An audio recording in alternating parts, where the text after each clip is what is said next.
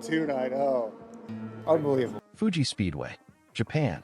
Rain pouring down like a warning. A man climbs into a car he has never driven before. Not his F1 machine. Not even close. A 650 horsepower GT500 monster. The fastest touring car on the planet. A machine that professional Super GT racers spend entire careers mastering. He gets one installation lap. One.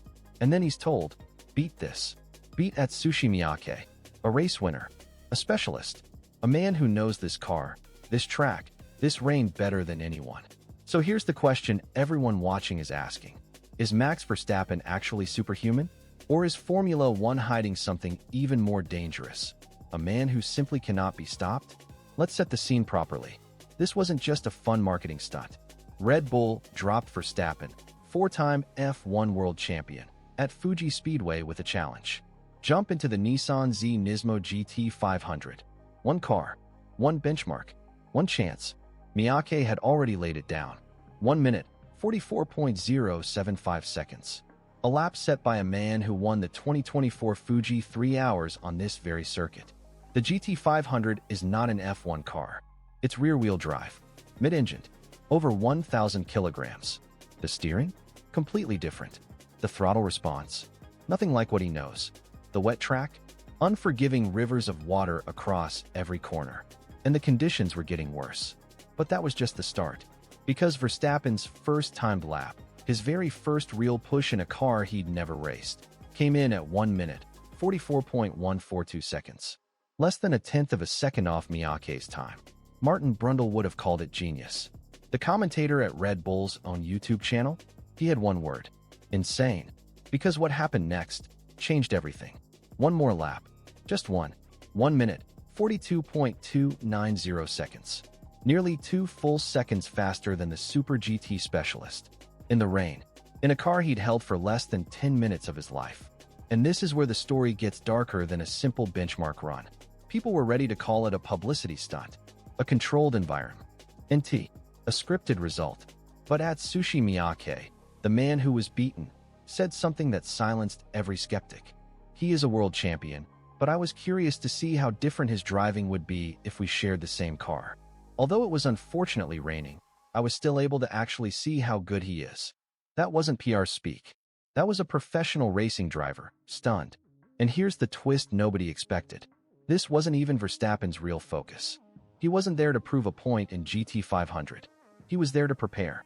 Because in 1 week, he debuts at the Nürburgring 24 hours. The Green Hell. The most dangerous circuit in world motorsport. His first true endurance race. And Fuji was his warm-up. A Super GT car. In the rain. Against a specialist. Just a warm-up. So now ask yourself, what happens when he's actually trying? But hold on. Because while the world was watching Verstappen conquer Super GT, something else was happening in Formula One. Something that told a very different story. Let's rewind to Miami.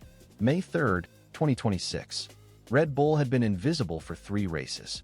Australia, China, Japan. Verstappen, the 4-time champion, couldn't qualify higher than 8th. His best race finish? 6th. Beaten by Mercedes, Ferrari, McLaren. Beaten by cars that shouldn't be in his universe. And then Miami changed everything. Red Bull arrived with a major upgrade package.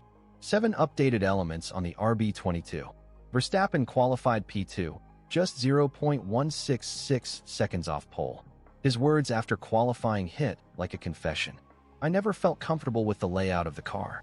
But now we finally fixed the steering, and it's lap time, for sure. The steering wasn't working.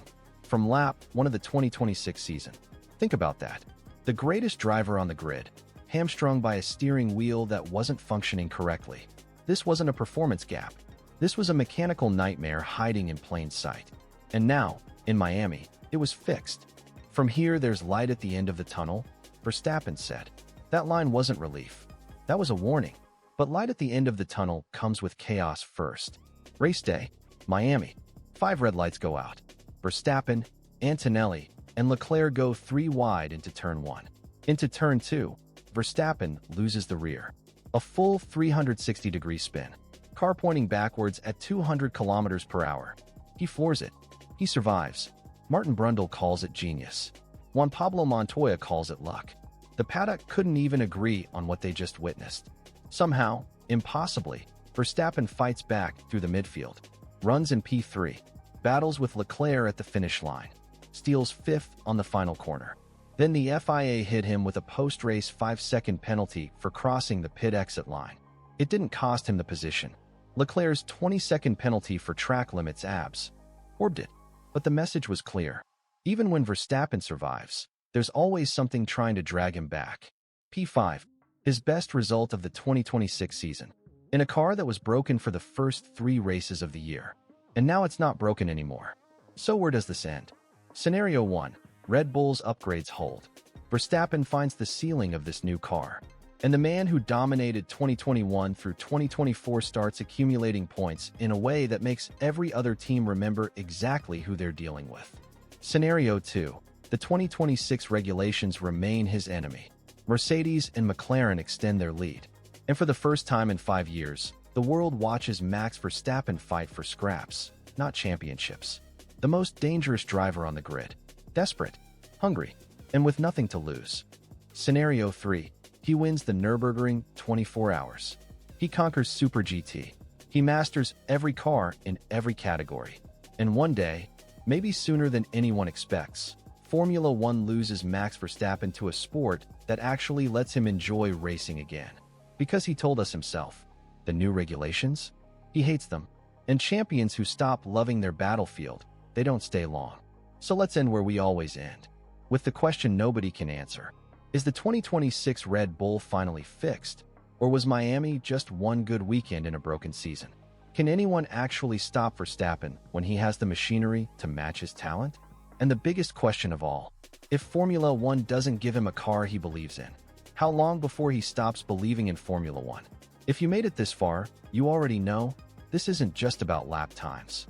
It's about a man who bends every rule of what's possible, on any track, in any car, in any conditions. So tell me, where does Max Verstappen's story end? Because right now, it looks like it's just beginning.